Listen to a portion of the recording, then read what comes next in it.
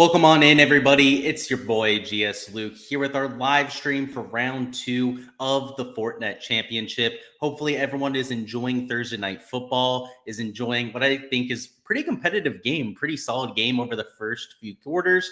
Gonna get quickly a little breakdown in here for Showdown and for props, and make sure you have all the info you need for tomorrow. So because I'm watching football, I know a lot of you probably want to get back to that when the game's starting. We're going to get through this rather quickly. So if you have any questions, make sure to go ahead, throw them down in chat. I'll get to them whenever I can, but quickly going to go through the weather, some of the DFS strategy for tomorrow, and then towards the end, take a look or at least theorize about some of the prop boards. We might have an underdog board by the time we get to it. Probably not over there on the prize pick side.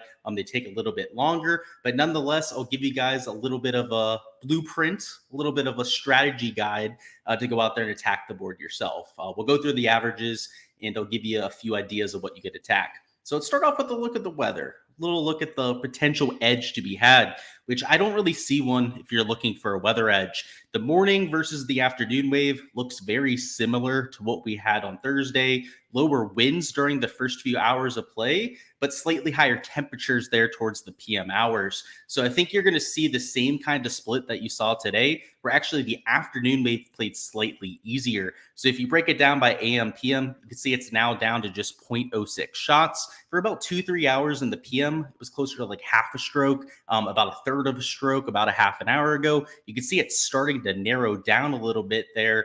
But pretty much no matter when you teed off, the golf course played to the same average. So tomorrow, with pretty much the same situation to work with, this is the HRRR model that I have up here. We take a look at NEM. It looks like a pretty much identical situation. I think you can attack it with the same kind of stats, right? Knowing that you're going to see a similar average to what we had here on Thursday. And if you're trying to attack one wave versus the other, you could blindly stack them, right? You could go out there, play some 6-0s or some 5-1s. Just hope that one wave maybe gets worse weather than we're accounting for, or just play it without any kind of a weather edge. So I'll be on that second party there. I'm not going to go out there and overreact to this forecast here. But hey, it's game theory. It's GPP lineups. It's your strategy, not mine. I'm not going to tell you what to do. But if I was out there building lineups, and what I'm going to be doing there for tomorrow is taking a pretty even combination of players from both waves. Let's hop over to the player pool, go through a few players that I have highlighted, and get right on into this. So if there's any players that you want to talk about in particular, we can go through them. But here for pretty much any round of Showdown, but especially rounds 2 and 3, it's all about game theory. There are no placement points involved like we have for a Sunday Showdown. And a lot of people out there, especially the casual players that are playing Showdown, the ones that you're trying to beat and where you get the edge from on playing Showdown, is, avoiding the chalk, right? It's all about game theory. Guys that played well in round 1 are going to be exponentially higher owned for round 2 Showdown. And that shows, you'll see that tomorrow morning, right? When all the contests lock. So just to give you an idea, a Lucas Herbert at -9, going to be one of the most popular players that you could imagine. Up here at -4, Sahith, even -3, Justin Thomas, -4, Cameron Davis are going to be the first clicks for most people in lineups. So these sort of players are all up there in like the 20 to 30% range. You can see I have Max Homa at just 23.3%, despite being like 40% for some of your main slate contests. It's crazy the amount of recency bias that you see with some of the round 2 Showdown slates. They'll take somebody that's a returning champion playing in the PM wave, which again, it wasn't a huge split, but the PM was playing slightly easier than the AM today.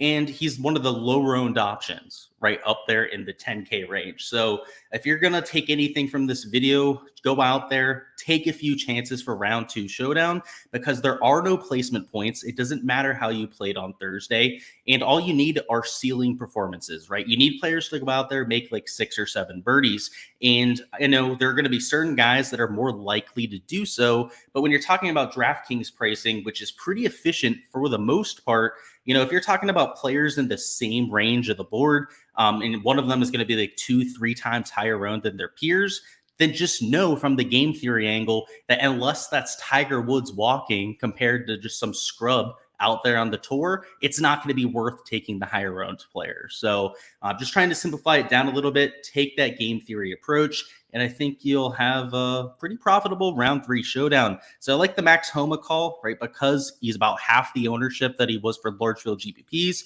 If I'm going to play a piece of chalk up here that I think gets some attention here for round 2, it's probably Justin Thomas. The putter looks like it came alive today, and the ball striking, though it wasn't perfect, it was solid, right? The swing looked like it was in control. Hit a few shots that were relatively close, especially on the back nine.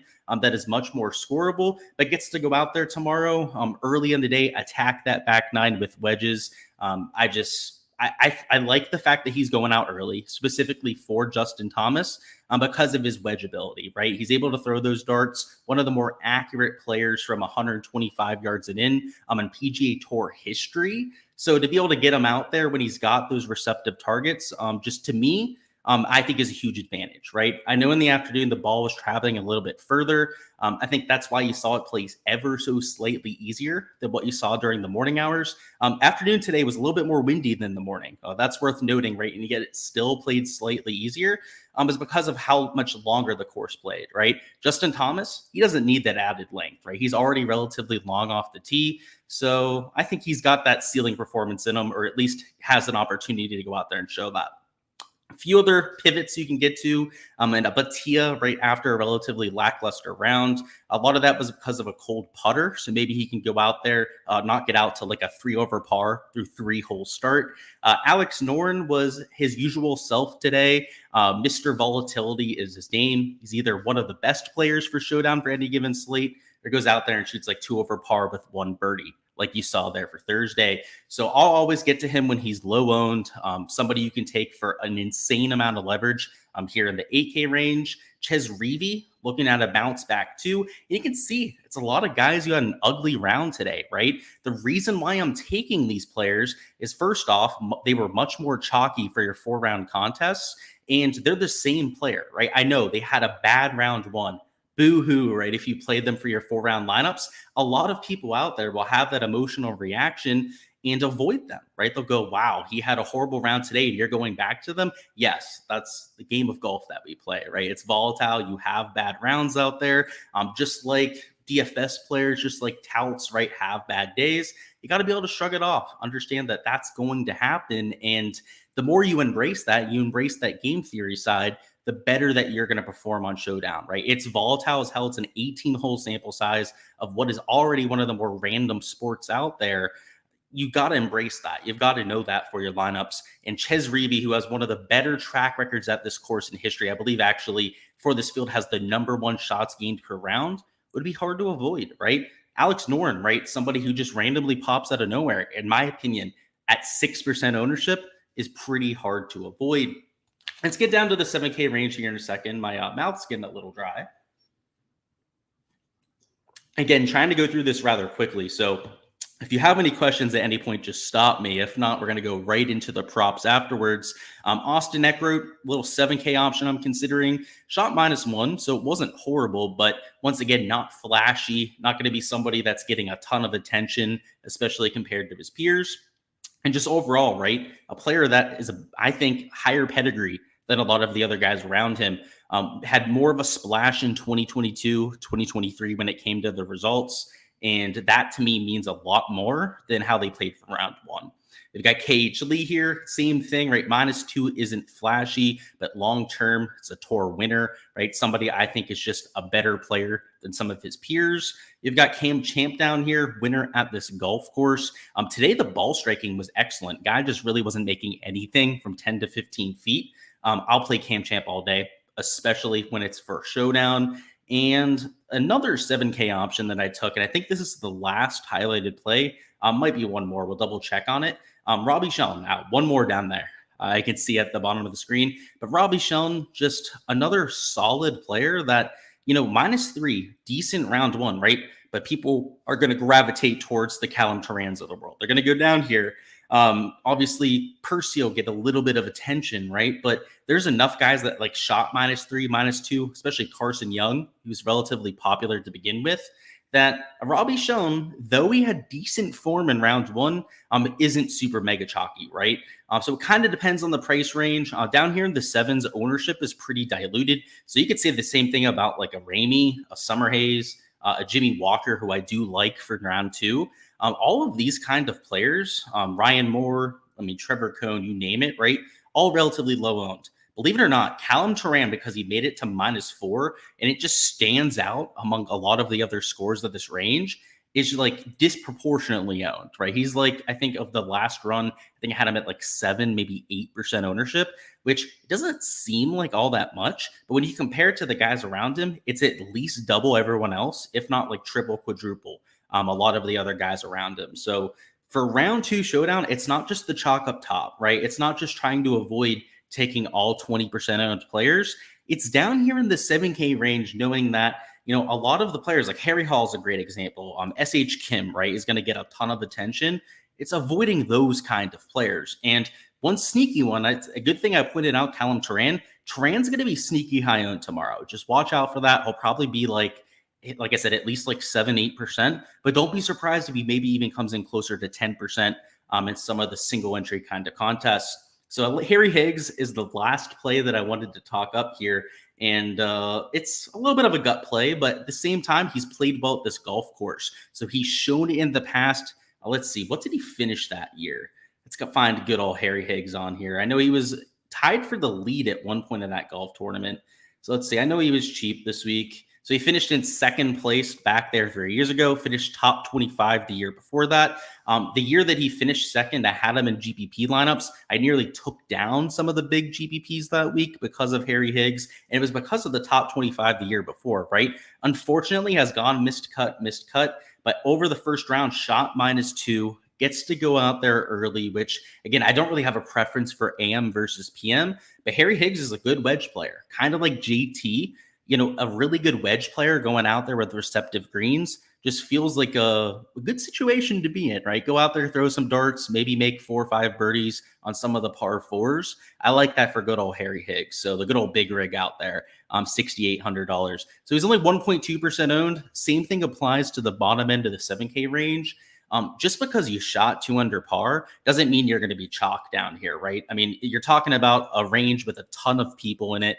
It's not like the 8K range where you only have 7, 8 people. You've got 100 people priced down here in the 6K range.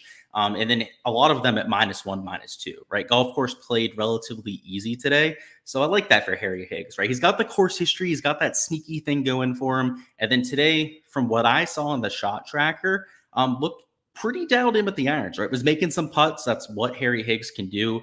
But let's see if he can go out there and get hot early. Outside of that, that's what I'm looking for most of my core plays for this slate. If there's any other, I'd say traps or little mines that you want to avoid, maybe like a Kevin Streelman, he's going to be relatively high owned. You guys know about Lucas Herbert, Mark Hubbard, going to be relatively high owned too. Outside of those players, it's a lot of pivots, right? Just try and take guys that you think are going to be moderately owned, and you'll probably be good to go. Now let's go through some prop stuff. I'll go through any questions if you need to about DFS. But in terms of props, I'm mostly trying to attack, at least for round 2, what I'm thinking is going to be birdie board. So I know on PrizePicks we didn't have a birdie or better board for round 1. I'm hoping that they'll post one for round 2 because this back 9, holes 10 through 16, you can even throw 18 in there because it's a par 5, are almost all birdie holes. 10, 11, if you're able to hit solid shots on approach, can be birdied. You saw a lot of people hitting the ball to 10 to 15 feet. 12 through 15, you can see are all playing well under par today. 18, the par 5, also playing about a quarter of a stroke under par. So despite the front 9 playing slightly over par, so you can see there are, 0.22 shots right there, 0.12 shots, 0.19 there for hole 11. There are a few bogeys to be had.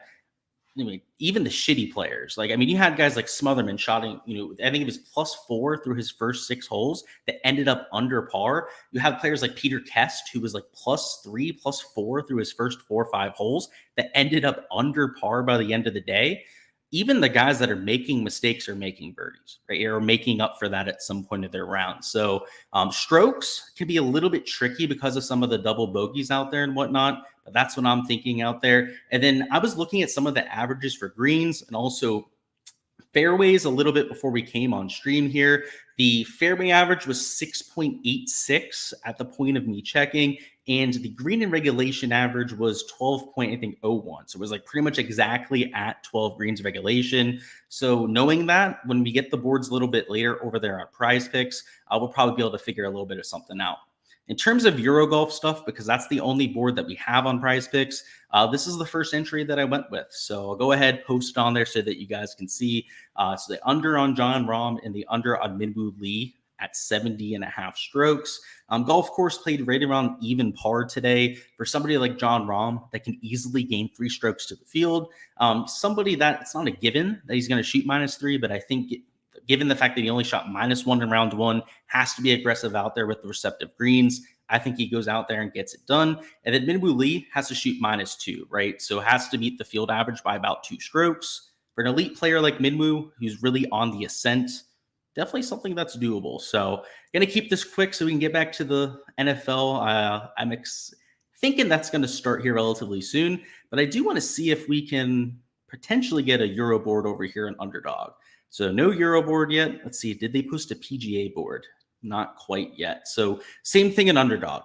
I want to mostly take birdie props. The unfortunate part is, right, we can't only take birdie props over here on Underdog. So if we're going to mix in birdie props, we're probably going to have to try and extract some kind of value when it's coming to strokes, potentially fantasy score. I don't know if they're going to post par 3 props here for round 2, but we'll have to see. So maybe a little bit better to go over here and bet on Prize Picks here for round 2. But that's only assuming that they're actually going to post their birdie board, right? They may pull the same kind of nonsense that they had here for round 1 for, kind of like what they're doing here for the DP World Tour. They only have the strokes board up. Kind of be a little bit unfortunate. So we'll see what they end up going with. But at least for Euro, it's kind of looking like round 1. So might not go our way there. Just to give you an idea with the Euro stuff, I'll show you some of the averages. Like we went through some of the PGA stuff here. I haven't added up the birdie average, but early in the day, it was close to I think 3.9 birdies, but we'll have to circle back and double check on that. What did I want to check here? That's right. The DP World Tour stuff. So for the DP World Tour in round 1, it played slightly under par, so 0.14 under. If you split it by the 2 waves, so kind of similar to what we had in Napa, right? This is interesting here. Played slightly easier in the afternoon. So 0.37 under par. We'll have to see what happens here for round 2, but there could be any number of reasons that happened, right? There could have been just better players playing in the latter half of the day. There could have been, like the Napa part, right, slightly higher conditions that led to that. I'm not as much of an expert on this golf tournament over there for the BMW PGA Championship. That's the name of this DP World Tour event.